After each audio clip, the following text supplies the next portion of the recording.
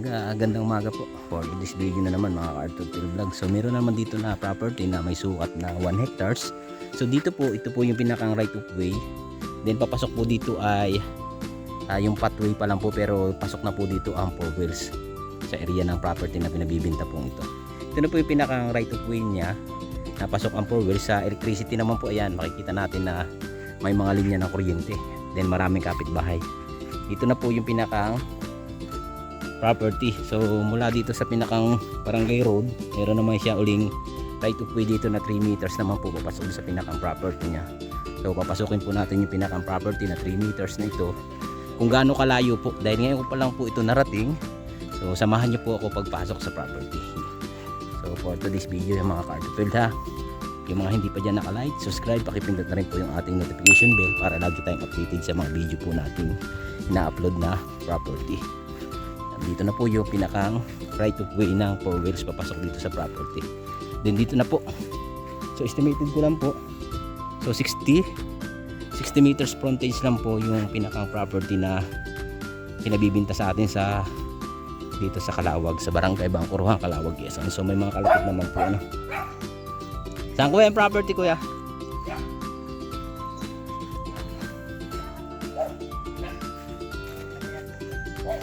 Dito na po ano. 60 meters frontage po tayo no. May source naman po tayo ng tubig kasi mayroon pong sapa na maliit dito sa area ng property na to. So papasokin ko lang po yung pinaka property niya para mapakita ko sa inyo. Saan po?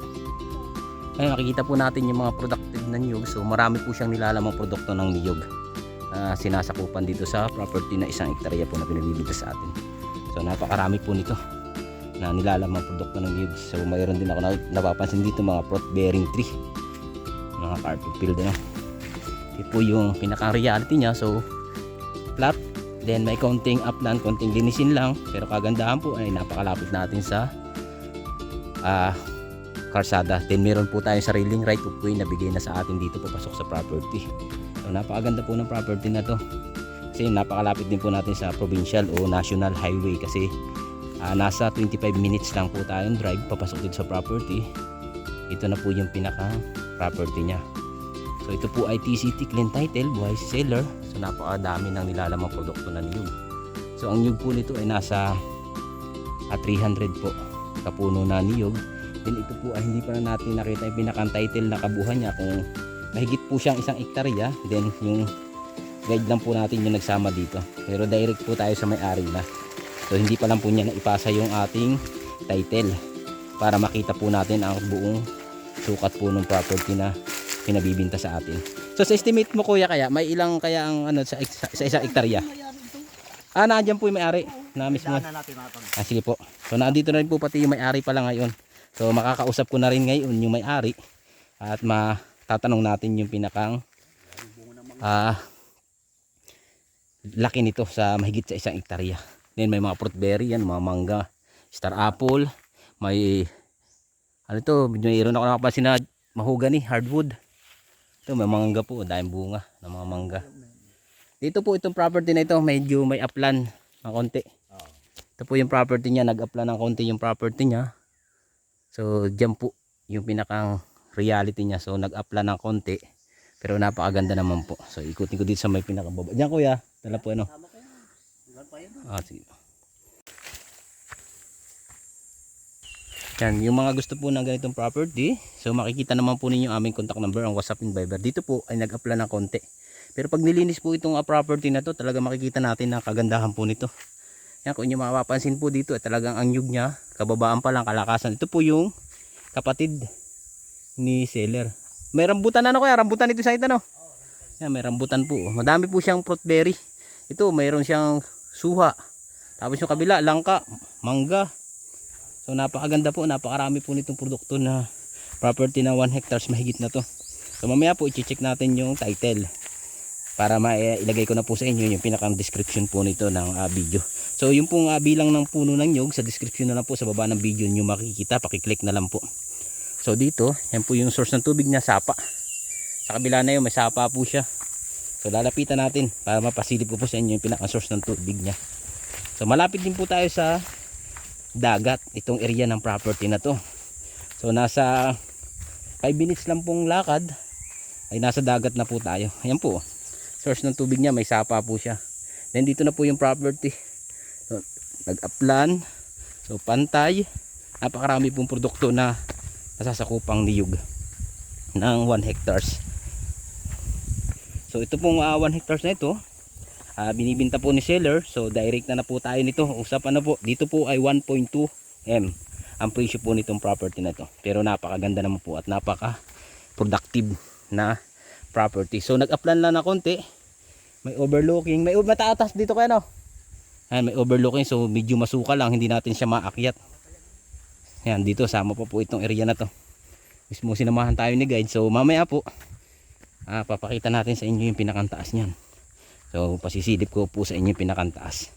Pero ito po ay pwede sa mga retirement, mga investment, dahil habang tumatagal po ang panahon, tumataas din ang presyo ng value ng property na pinabibinta po sa atin. Kasama pa lang. Saan po? Itong nyug na ito kasama pa rin.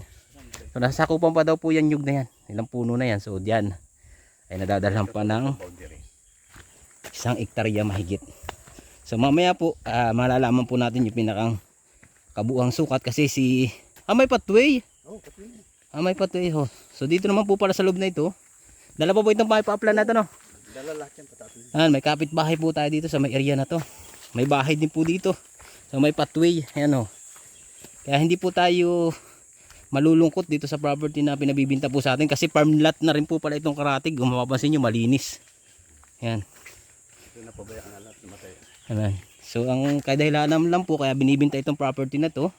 So namatay na po si seller. Binibinta na po nung kapatid. Ito, yung kabila ito, yan. Malinis na yan. Ito pong malinis na to. Hindi na yan. Hindi po kasali. Kasama po yung mangga ninyo. Doon sa may mangga po na malaking yung paganyan po. Oo, po ganyan. Dito po, pag ganito na po, ito yung nasasakupan nung 1 hektarya. Yan, marami pong produkto, medyo masukal na yan. Ito naman po yung Karatig nating farm. So may mga bahay naman po. Maraming bahay tayo ditong Karatig. Yan o. Doon sa kabila may bahay pa rin. So napakaganda po ng farm na Karatig natin. So itong farm na ito, so napakaganda rin po niya pag nalinis po ng ganyan. Kalinis yan. Yan, sa mga buyer po namin na ganito ang hanap. Yung po mga naghahanap po ng malapit sa dagat na farm at maraming produkto ng niyog, maraming prutas. So dito na po, update nyo na itong property na ito dito sa Calawag, Quezon, Barangay Bangkuruhan. So napakalapit po nito sa town proper ng Calawag. So 30 minutes, 35 minutes na andito na po tayo sa pinakang property. Malapit po tayo sa Jollibee. Yan, Pure Gold po, yung Pure Gold Calawag, malapit na rin po tayo. So maraming kapitbahay, pasok ang sasakyan dito sa property na pinabibinta sa atin na ito na 1 hectares. May sariling right of way na 3 meters right of way. So pagpasok naman po natin dito, pag galing tayo sa National Highway, dadaan tayo sa cemented road, then up road papasok po dahil hindi pa nadidevelop, nagsimintuhin itong papasok sa property na kalsada. Pero kahit po umulan, pasok na po dito ang sasakyan. May sarili po siyang right of way na talagang gawa na po ng barangay patungo dito sa property na pinabibinta po na ito. So napakaganda po ng property na 1 hectares na ito. Kaya ano pang hinihintay nyo mga ka-Artupil Vlog, makikita nyo yung ating number sa taas ng screen, ang WhatsApp and Viber. Yan na po kayo kumontak agad. So ito po ay TCT Clean Title.